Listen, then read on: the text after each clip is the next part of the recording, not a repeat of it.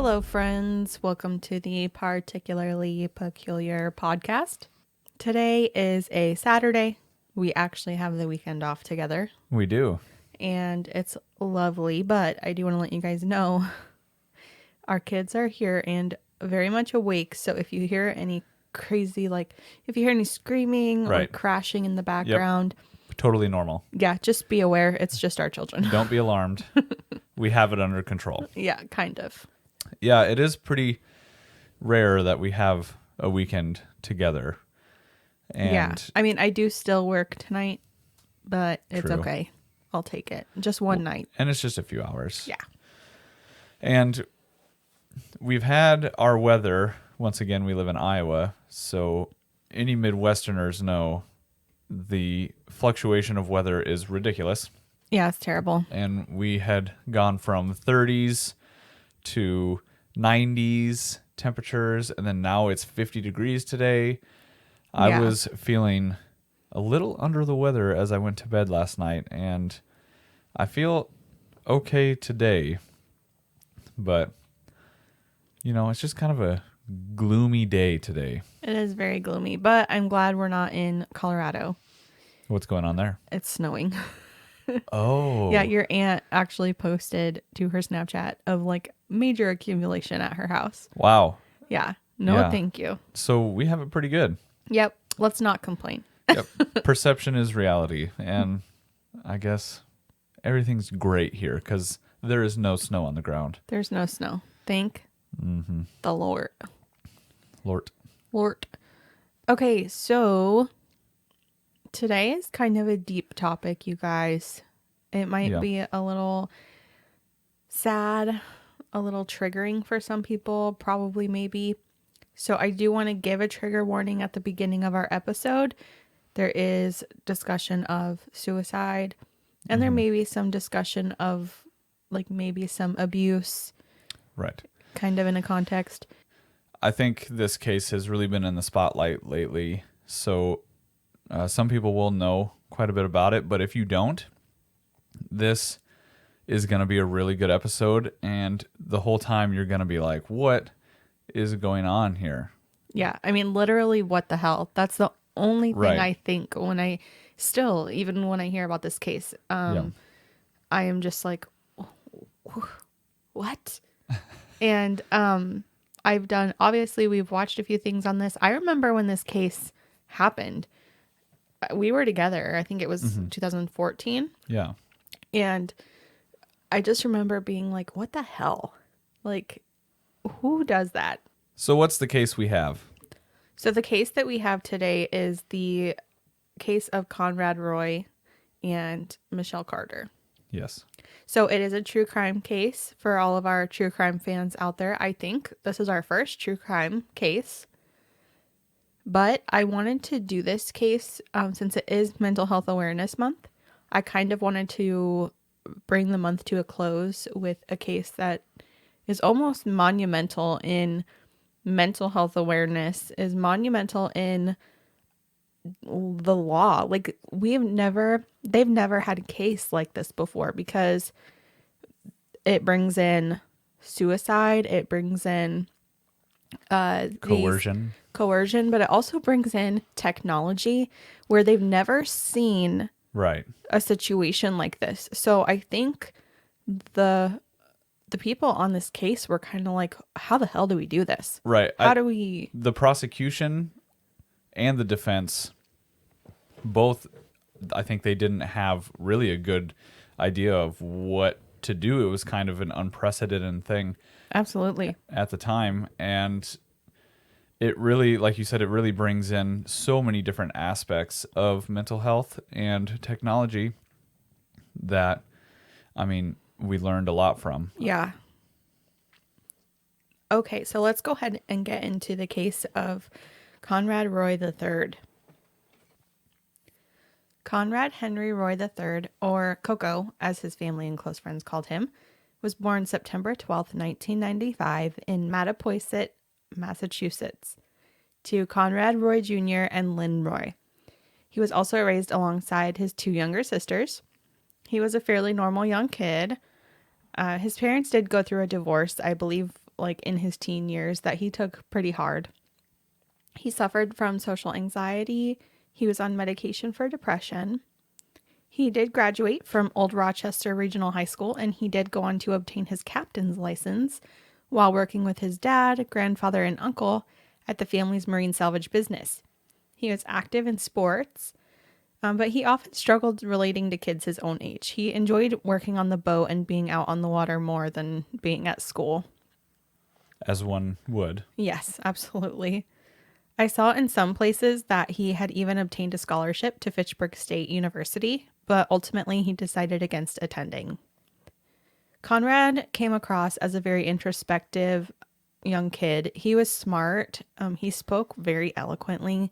There are actually vlogs of Conrad talking about himself, his situation, his struggles, and all of that. So he was pretty transparent about how he felt about himself and how he was struggling Yeah. with his mental health. absolutely.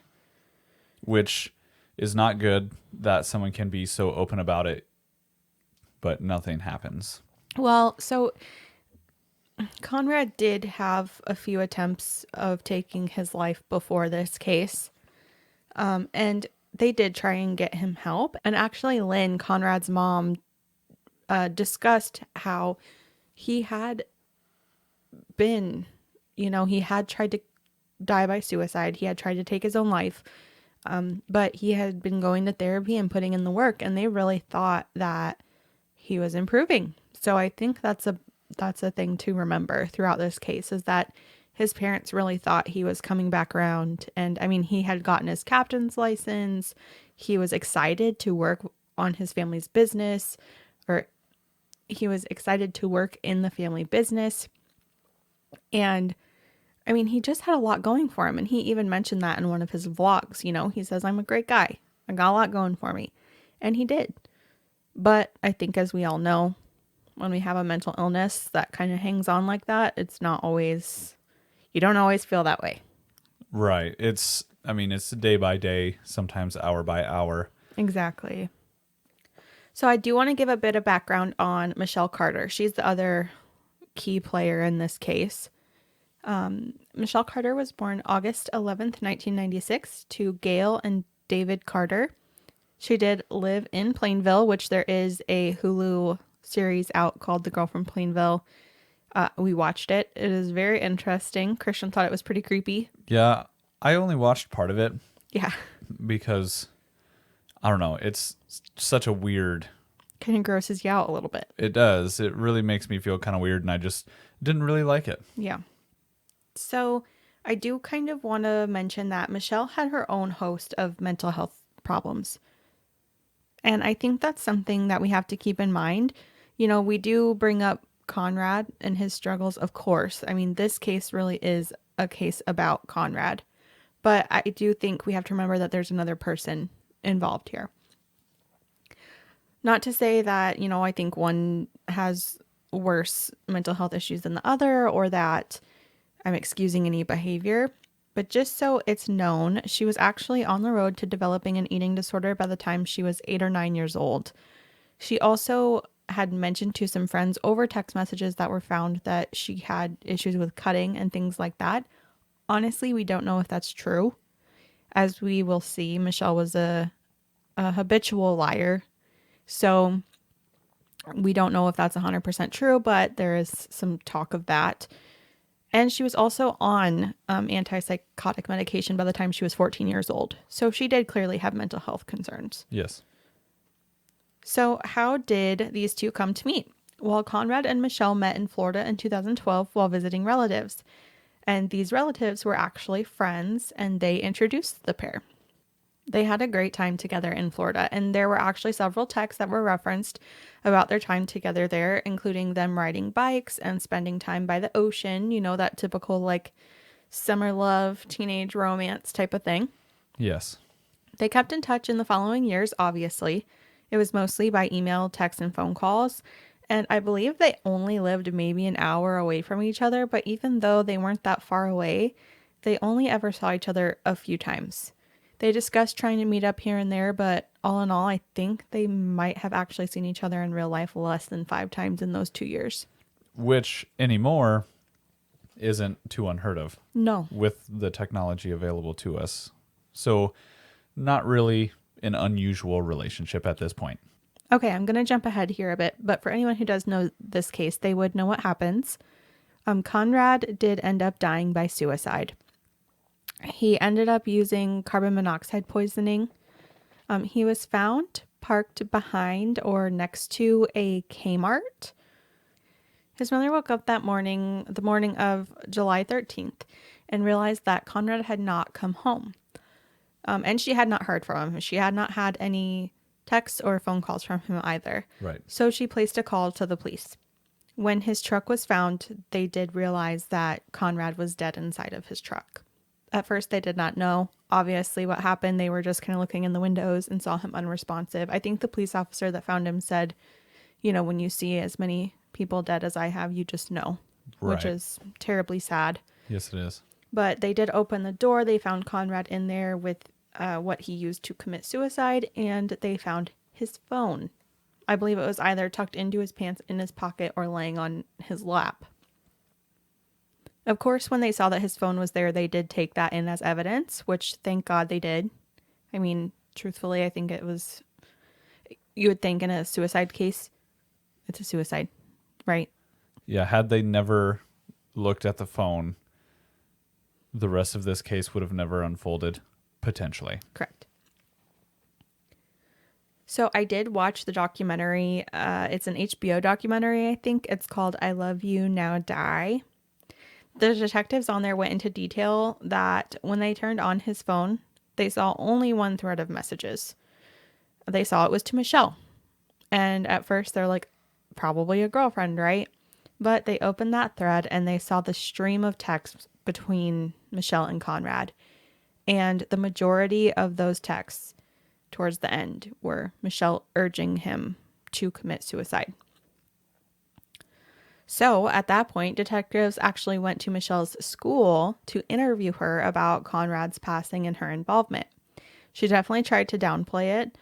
She was saying, oh, he talked about killing himself here and there, and just was kind of like, I knew this might happen someday. To me, she didn't sound upset or anything when they were interviewing her at her school. But I mean, I don't know. Like I said, it seemed like she was really trying to downplay the fact that she had an involvement with him at all. Yes. So she was also saying, oh, she might have talked to him the night it happened, but she thinks maybe she talked to him the day before. But overall, once they read through all of the text messages from Michelle, they kind of thought, you know, if Michelle wasn't involved in Conrad's life, he probably wouldn't be dead right now.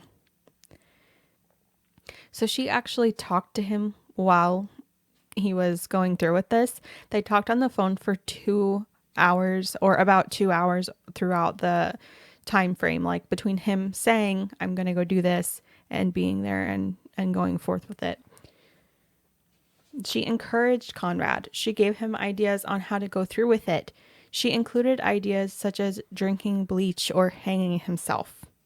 Terrible. Which, I mean, I think that was a big thing when people saw the text message that said, like, just drink bleach. Right. Like, what? So she even actually gave him the idea to park behind a store where he would be unnoticed. She also gave him the idea of what tool to use to die by suicide. Yeah, she really, I mean, she kind of orchestrated most of it. It seems like that, right? Like she really had a big hand in saying, hey, here's all these ideas. Like you can pick from any of these host of ideas that I'm handing to you. Right. Like, what the hell? When it was realized the role Michelle may have played, they of course had to figure out whether Michelle caused Conrad to go through with this plan or not.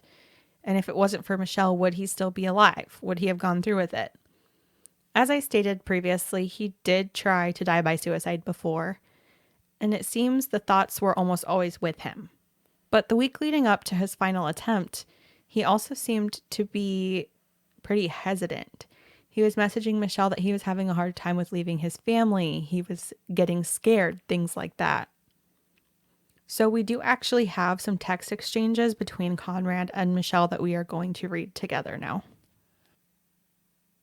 So the full transcript, like I think you can find all of their text messages online. Like, and I think there was 6,000 or more that they read in like preparing for this case. But yeah, the whole transcript is online. You can find it yourself. You can read it. We are going to kind of just take some bigger chunks, more, Right. I don't want to say more important, but more important to our story that we're telling today, just to kind of show you guys what we're talking about here. Yes, and there is so much to choose from. They are texting each other like nearly every minute for Constantly. a long time. I mean, they take brief breaks while they sleep, and it's only even a few hours Yes. between them saying like good night and then are you awake. So it's pretty crazy.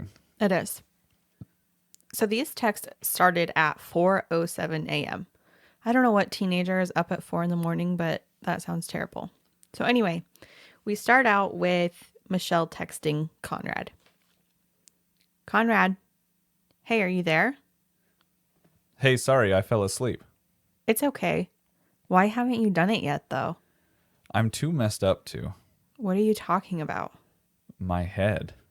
You can't think about it. You just have to do it. You said you were going to do it. Like, I don't get why you aren't. I don't get it either. I don't know. So I guess you aren't going to do it then? All that for nothing?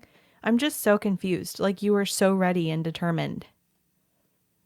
I'm gonna eventually. I really don't know what I'm waiting for, but I have everything lined up.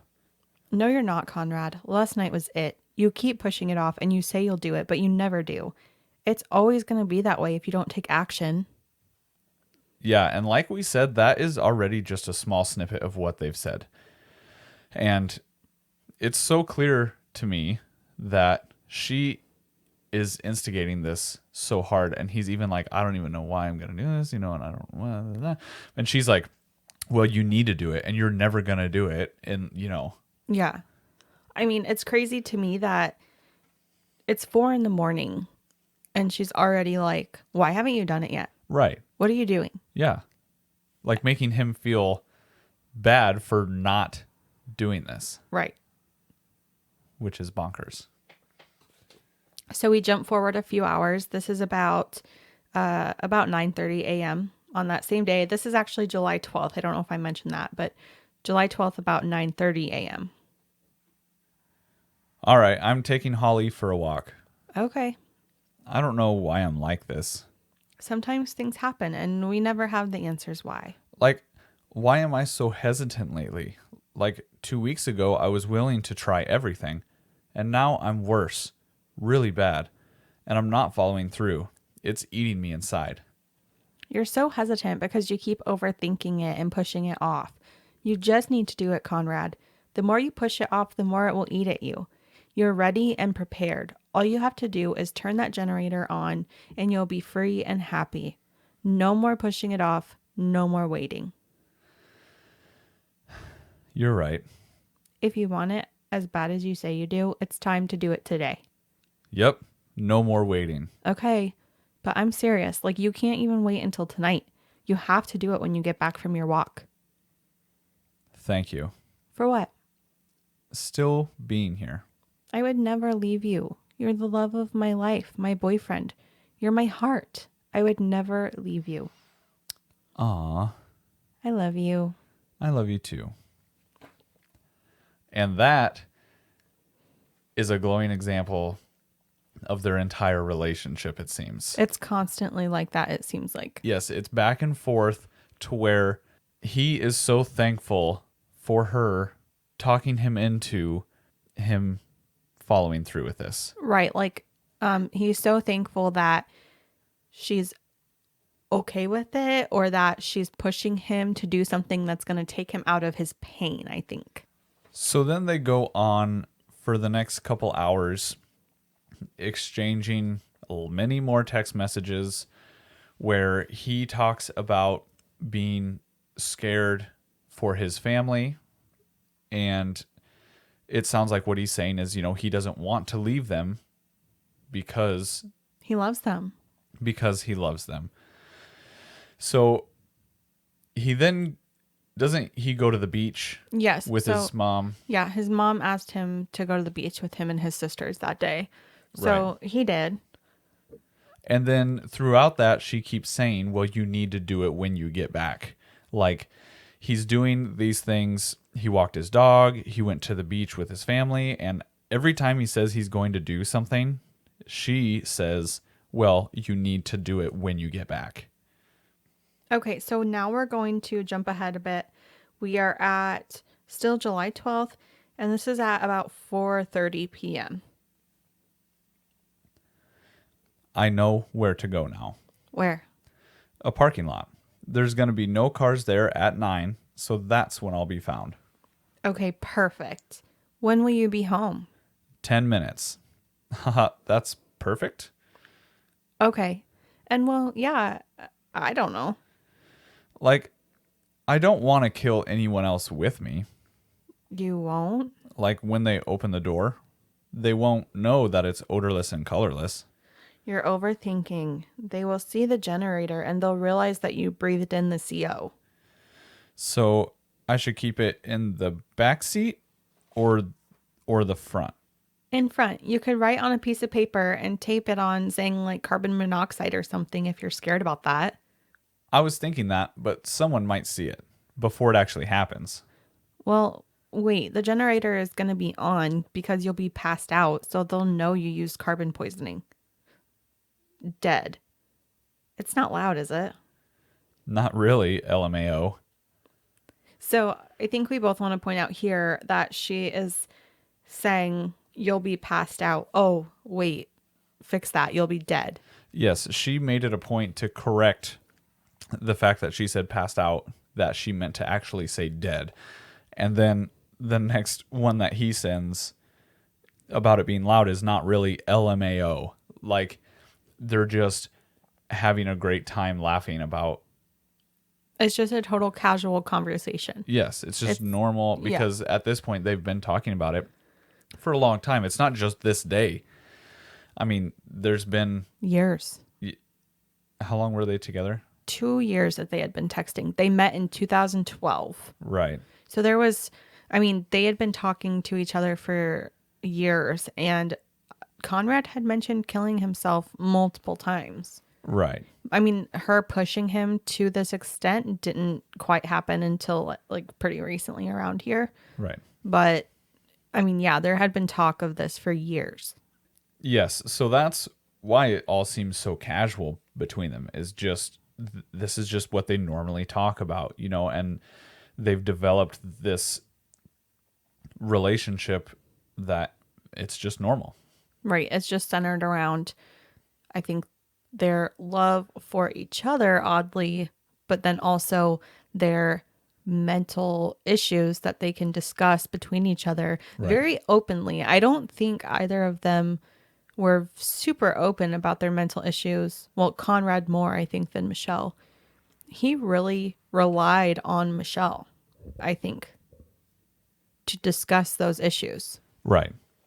I do also want to mention how Conrad says he doesn't want to kill anyone else. Like when they open the door and find him, he doesn't want them to be poisoned. Right. So this whole time he's concerned about his family, his sisters, the people who find him. Like I don't know, he's so caring and compassionate and hesitant about going through with this. It almost seems like there's all these reasons why he shouldn't.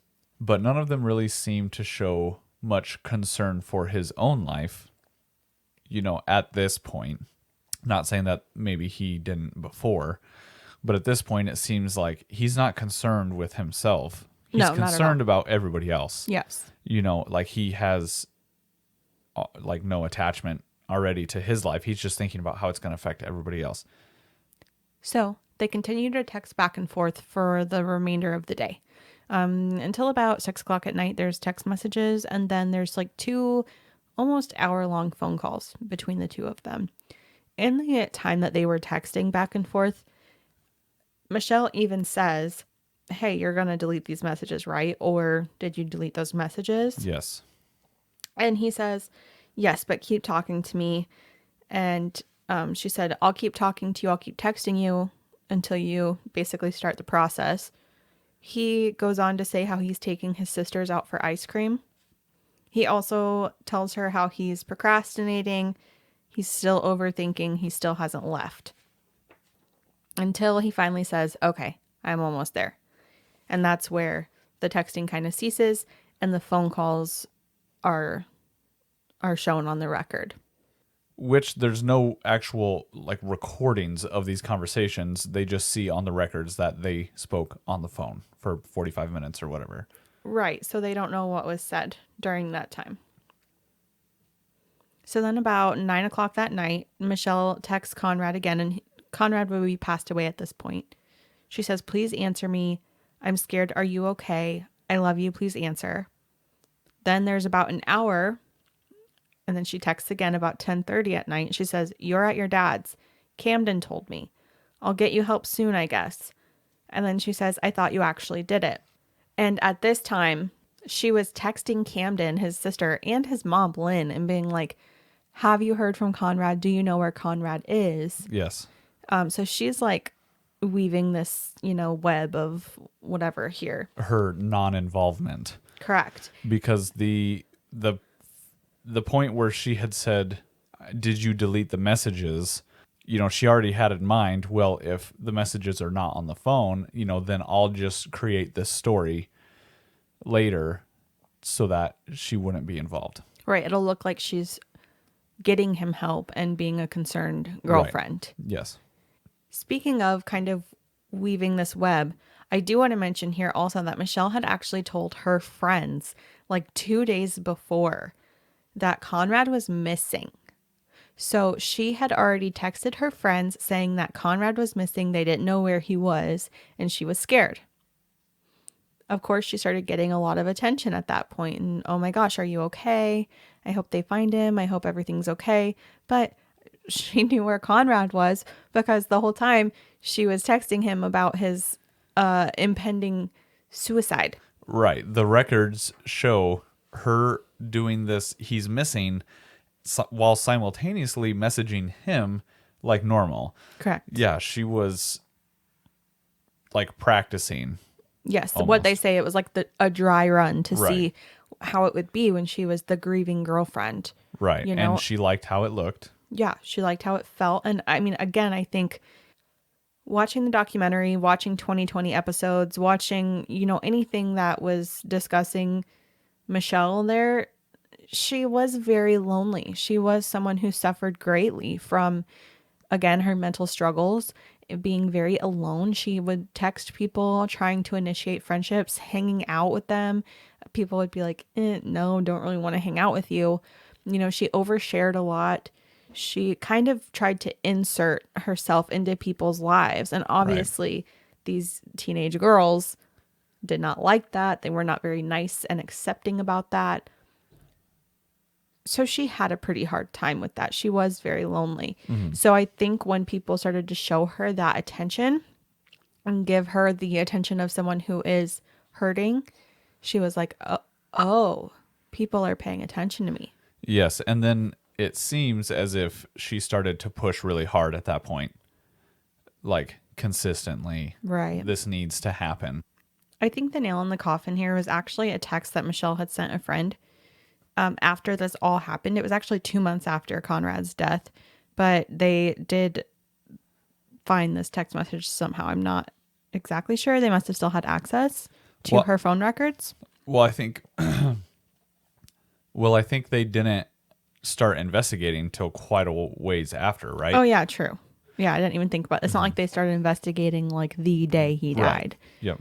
So anyway, she basically texted her friend and said that she could have stopped him, but, quote, I fucking told him to get back in. Yes. Which you learn more about that. I mean, because that is the, like, what's that called? A linchpin? The hinge? That is like the main focus of the trial.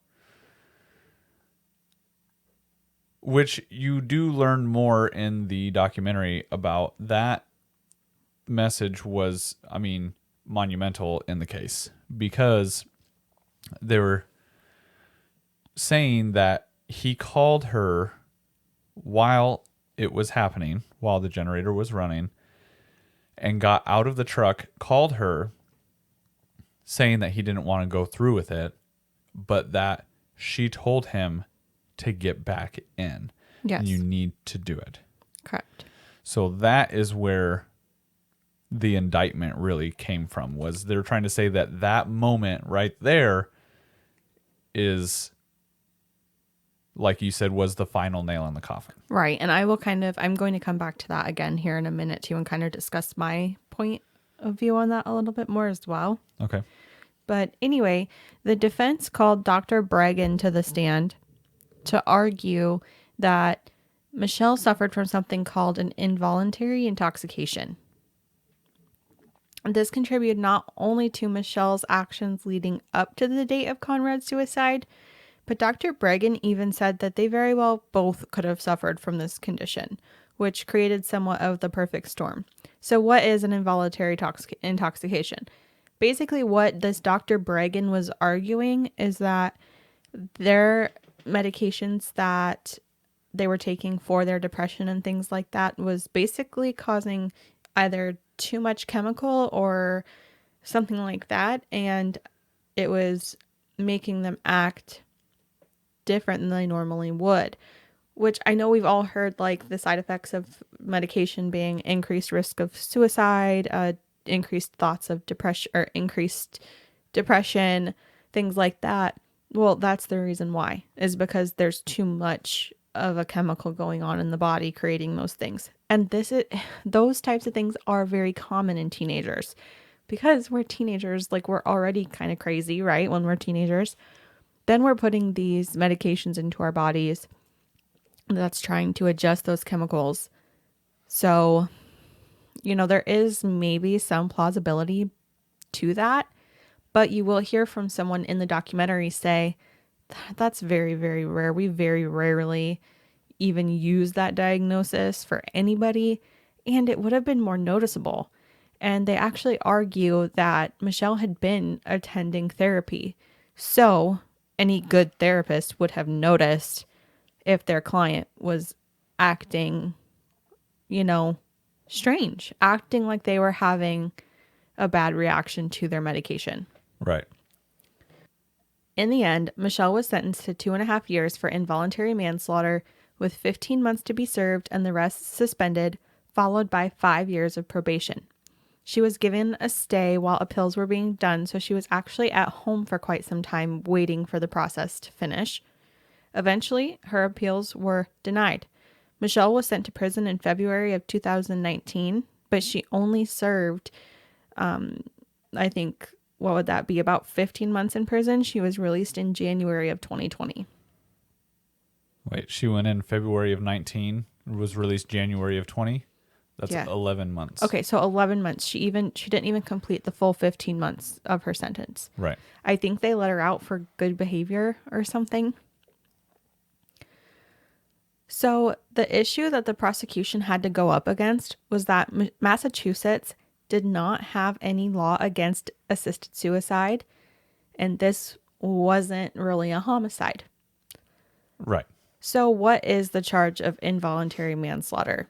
It's literally defined as the crime of killing another human being unlawfully but unintentionally, which I believe does kind of fit this crime. Yes. However, if she really did talk to Conrad when he got out of the car and she told him to get back in, she knew at that point he's going to do it. She could have called the cops. She could have reached out to one of his sisters. She could have gotten a hold of anybody. And if she would have done that, Conrad would have been alive. Yes. He would have been saved. Mm-hmm. And the argument was made that had he maybe not even have met her in the first place, would he still be alive? And which goes, that's really broad. But then you get down to the last day. Had she not just been pushing and pushing and pushing so much, chances are he probably would not have gone through with it. Truthfully, I don't think he would have, because of how hesitant he was. Yes. That whole entire day, although he was making a great day out of it, he went to the beach with his mom, took his dog on one last walk, took his sisters out for ice cream. He was making it a great day, but that whole entire day he was like, man, I don't know if I should do it. Like, I don't know if I can leave them. And even if he wasn't thinking about himself and he was only thinking about them at that point, I think he wouldn't have gone through with it that night. I agree. I think another point that we have to make, though, is that Michelle had been in contact with Conrad for 2 years, right? So she had been kind of fighting against Conrad and his thoughts and ideations of suicide for 2 years. Honestly, I think it could have really worn her down. She had mental health issues. She was already carrying her own baggage with that. But then she had this boy who maybe she loved, maybe she didn't. Truthfully, I don't know how she felt about Conrad. I don't know if she loved him or if he was just there, right? But she also had his depression, his suicidal thoughts on her shoulders. And then she's also lonely. She's a 17-year-old girl. I mean, it's hard to say because I think there was a reporter, I think, on the documentary that kind of described it very well. That there is like this upside down pyramid of all of Conrad's emotions, his thoughts, his feelings, everything that he's laid onto Michelle in 2 years. And at the very bottom, at the point, it's all balancing right on Michelle because Conrad was not opening up to other people about that. So I think, she might have finally been like, you know what? Just do it. Like you always say you're going to do it and you don't do it, do it. That's not The right thing to that's do. not the right thing to say. That is not something you should be saying to somebody. But I also think it's easy to forget that they were teenagers, and they had this weird, complicated relationship. Other people barely knew about the other part. Like friends of Conrad didn't really know that much about Michelle. Michelle's friends didn't really know that much about Conrad. Yeah, they lived in two separate They towns. lived in separate towns. So it's like they almost had this like weird, secretive, almost like a fantasized, romanticized relationship together, where they could confide in each other 100%. And, they were like each other's weird little safe space. I don't know, I guess, how to describe that. But I think it's so easy to forget they were teenagers. Teenage relationships are almost like infamous for being terrible. And I think they were both almost very manipulative and abusive of each other throughout that relationship. You see that a lot more in the other text messages that we did not read here today. Earlier on text messages, it was very back and forth. Right. So I think that's easy to forget. Now, again, is that the right thing to say or do to someone who is struggling with suicidal thoughts? No, absolutely not.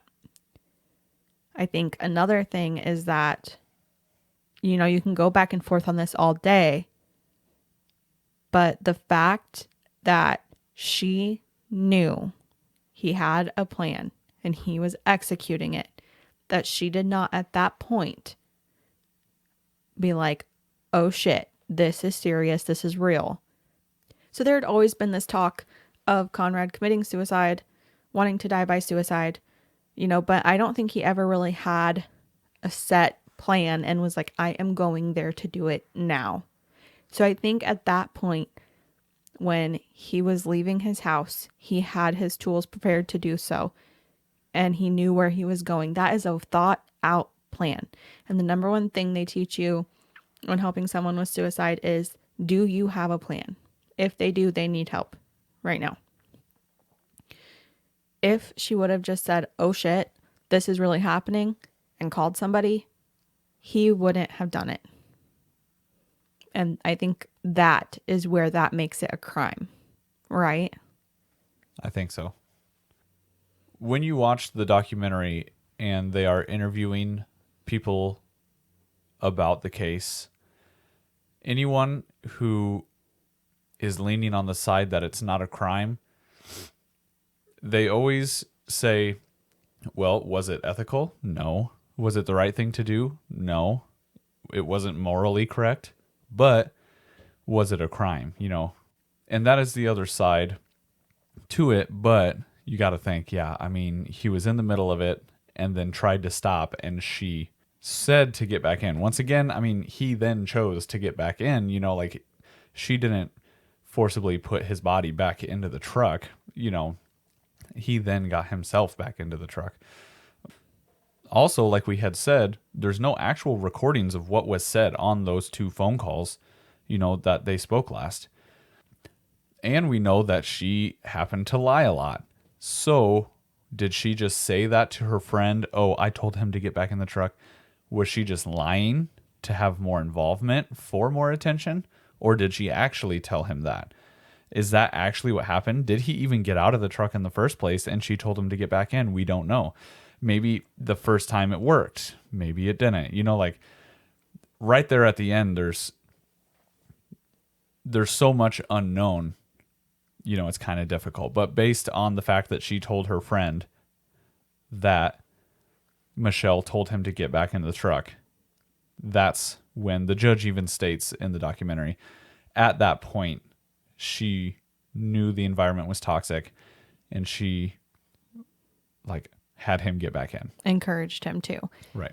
And, I think we have to remember if he really felt like he loved Michelle, imagine being in this vulnerable state and chronically in this vulnerable state and having that person that you think loves you and thinks that, you think they love you, you think they're only going to want the best for you, and they're saying it's best for you to go die now and let go of that pain. I think that would be easy for someone in Conrad's situation to be like, wow, she really loves me and cares about me, but obviously on the other side of it, people that are mentally healthy, it is like, what the hell? Yeah. If she really loved you and cared about you, she would have gotten you help. Yes. From an outside perspective, it is hard to understand what was happening, and how either one of them allowed it to go on like that. Yeah, absolutely. As stated earlier, Michelle was released from prison in January of 2020.